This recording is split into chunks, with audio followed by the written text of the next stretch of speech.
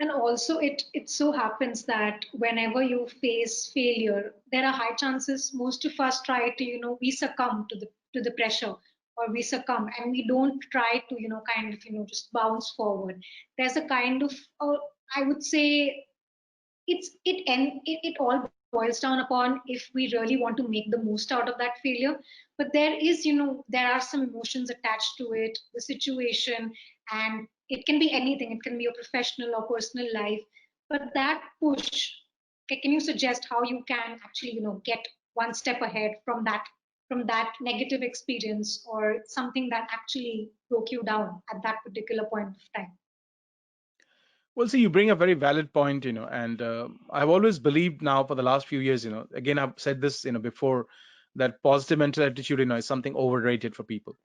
If you go through a failure, let's say, if you get a setback, it's very natural, for you as a human being to feel those emotions, because well, nobody starts with the intention to fail. Okay.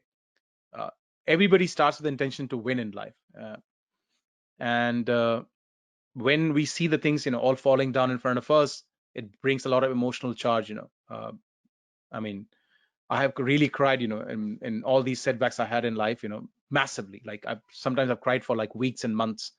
And I'm sure, people can relate to this. Let's say when you had a relationship breakup, or when you saw your business, let's say your baby, fall in front of you, after 2 3 years of, you put everything, your blood and sweat into it, but the business did not become successful.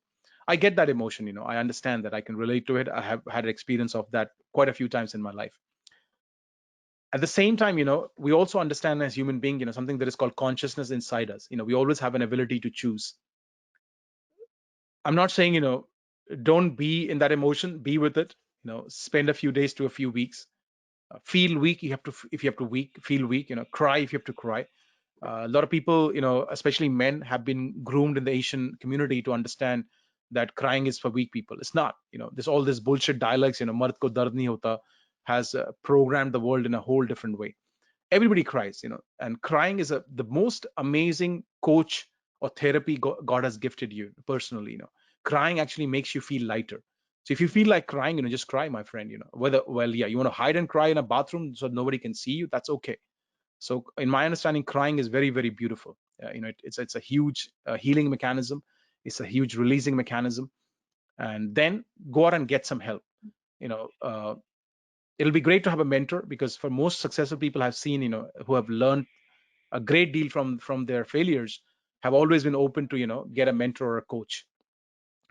If you don't want to do that, then maybe, find a good friend, who you trust in, a best friend, somebody who's got high standards. They will hold you to higher standards in life, and will support you on this journey, will encourage you. And see, encourage doesn't mean that you only will be loved and nurtured and taken care of, like, oh, mera bacha, oh, bhai kuch nahi hota. It also means a kick at your back sometimes. A good friend or a best friend would do that. If you wear a dress and if you don't look great, your best friend will tell you that, go and change this, you're not looking great in this dress. A normal friend would say, yeah, yeah, you're looking good, man, just to, keep face on, yeah, like keep a face value. So coming back, if you got to have those kind of friends in life. If you don't have those friends, then find a mentor or a coach, because they will hold you to high standards, and they will bring something very powerful into your life called accountability. When somebody is watching us, we will do more than what we would do normally for our own self. That's the way we are. Every human being, including me, if my mentor and coach is watching me, and if I had to get on a coaching call with him, let's say in the evening, I will be walking my ass off right now, in the daytime, and get almost 3 or 4 days of work done within few hours. So coming back, get help. Yeah, if you're going through emotions, understand that it is there for a reason. Make peace with it. Accept that I'm emotionally drained right now. I'm vulnerable right now. I'm feeling weak right now, or I'm feeling, sad right now. And if you don't accept that, then accept that you're not accepting it, and that's where the first acceptance starts. And then reach out to people, who you trust in. If you don't have those people, then search for them. And there's the best way to search is Google. you know Tune into somebody you can resonate with their journey, with their story, the kind of life they've lived and what they've overcome. And if that inspires you, then you need to find all the way to get closer to them, either through a virtual training of them, or through a video, or if you can get in close proximity with them, like a call with you, we are having. It's close proximity. We're physically not meeting, but we're very close to each other right now. So find somebody, who would support you on this journey. If you can get somebody from your friend circle, which is very rare for most people, would be great. If not, get a mentor or a coach who will support you, and will keep you, accountable for your life. You can see, you cannot cry forever in life. That's not possible. Life is in duality. There is top, there is bottom, there is left, there is right, there is black, there is white. So you cannot feel happy forever in life, no matter who you are, no matter how successful you are. And you can never ever feel depressed or sad throughout your life. It's a phase. It'll pass. You have to be okay with that. Whatever, few weeks to few months, take your time. I'm not saying that, okay, but I'm not also suggesting that you stay there forever. Okay, find a way to come out, get some help, get help from people. If you are your only help, God bless you. We all need help, we all need support, and there's no harm in reaching out to somebody and saying, what, I'm feeling these emotions right now, can you help me, can you just talk to me, can you just talking sometimes, it's a great therapy. I had an amazing trainer friend, and all we would do, just talk shit sometimes, and just talking to each other, we would heal each other. That's a great mechanism of healing. And then there are other mechanisms you can do. You can journal things. You can write down all the things you're feeling, on a piece of paper. And if there's somebody involved, you can write shit about them. If there's a situation involved, you can write shit about that situation, and then you can burn that paper off and put the ashes, in a running water. If it's not possible right now, you can bury it, underneath the earth, and let the earth, Mother Earth, handle those emotions for you. Everything you're feeling is energy. See, everything is energy. Even emotions you feel are energy.